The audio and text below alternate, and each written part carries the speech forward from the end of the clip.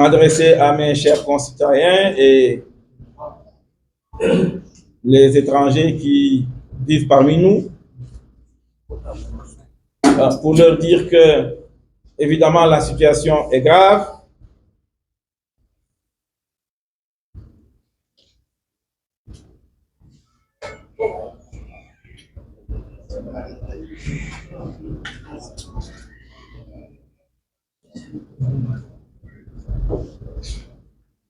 Dire que la situation est évidemment grave. L'événement, c'est la déclaration du président de la République hier et qui nous annonce qu'il a pris un décret qui annule le décret de convocation du corps électoral le 25 février 2024. À l'appui de cette décision, le président de la République rappelle qu'il y aurait une crise institutionnelle qui s'installe entre l'Assemblée nationale et le Conseil constitutionnel. L'Assemblée nationale a voté la mise en place d'une commission d'enquête parlementaire sur un certain nombre de faits extrêmement graves qui toucheraient des sages du Conseil constitutionnel. Il a également relevé qu'une candidate retenue par le Conseil constitutionnel parmi les 20 aurait une nationalité autre que la nationalité sénégalaise. Et que tout cela mettrait en danger notre démocratie, la campagne électorale et l'élection qui devrait avoir lieu le 25 février 2024. Et que l'Assemblée nationale, le bureau de l'Assemblée nationale, lui a transmis une proposition de loi visant à la modification de l'article 31 de la Constitution. Cette proposition de loi n'est pas recevable par le bureau de l'Assemblée nationale. Dans la mesure où une proposition de loi, pour être recevable, doit remplir au moins deux conditions. L'une des conditions, c'est qu'elle n'ait pas d'incidence financière. Ou si elle a une incidence financière, alors les tenants de la proposition de loi doivent dire comment couvrir cette incidence financière. À la matière, le fait de ne pas tenir l'élection le 25 février 2024 a bel et bien une incidence financière, puisque des dépenses ont été engagées par l'État du Sénégal, bien entendu, pour les urnes, pour les isoloirs, pour les bulletins, pour la formation. Et donc, la proposition de loi devait être accompagnée d'une estimation de cette incidence financière et nous dire comment cette incidence financière serait couverte.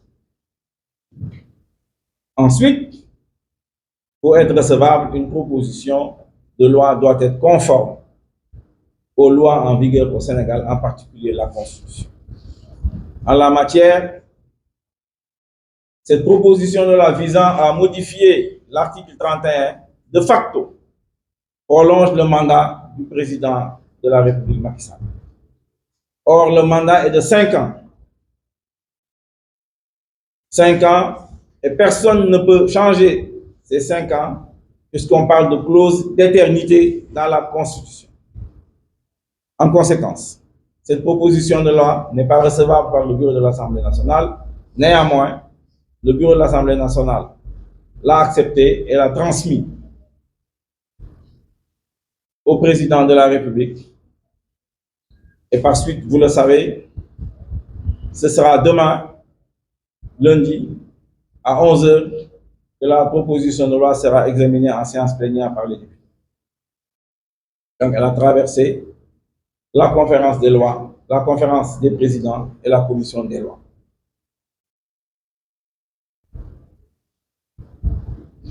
Nous disons très clairement que nous allons attaquer le décret du président de la République qui annule le décret qui convoque le corps électoral le 25 février 2024. La coalition va l'attaquer devant la justice sénégalaise, la Cour suprême, tout autre institution qui nous permet de faire un recul devant cette institution. Nous estimons que ce qui est en cours, c'est un coup d'État constitutionnel. Parce que Macky Sall n'a jamais abandonné son projet d'émirat gazier, je l'ai dit depuis plusieurs années. Il voudrait rester éternellement au pouvoir s'il n'en a les moyens. Il a renoncé verbalement à son ambition de briguer une troisième candidature face à la pression populaire. Mais il n'a jamais, dans le fond, abandonné ce projet. Il prend un prétexte de quelques défaillances soulignées par des candidats, défaillances liées au système de parrainage, que nous avons toujours combattu, que nous avons toujours dénoncé. Nous avons dit que c'était un système qui n'était pas bon pour la démocratie au Sénégal. C'est un système qui n'était pas bon pour la République au Sénégal. Et aujourd'hui, on a heurté le mur. Ce que nous avons vécu en 2019, certains l'ont vécu à une échelle plus grande en 2023-2024. Mais ce n'est pas parce qu'il y a des défaillances du système de parrainage qu'il va falloir jeter le bébé avec l'eau du bain, c'est-à-dire jeter notre République, notre démocratie, notre système électoral, notre système qui permet d'élire le président de la République ici et de se faire remplacer par un autre à la main. Ceci n'est pas acceptable. Nous restons droits avec le peuple sénégalais pour lui dire que c'est lui qui est souverain, que la République lui appartient, que la démocratie lui appartient et que cette démocratie est fondamentale pour la sécurité du Sénégal dans la sous-région. Nous allons tendre la main et nous avons commencé à le faire à toute l'opposition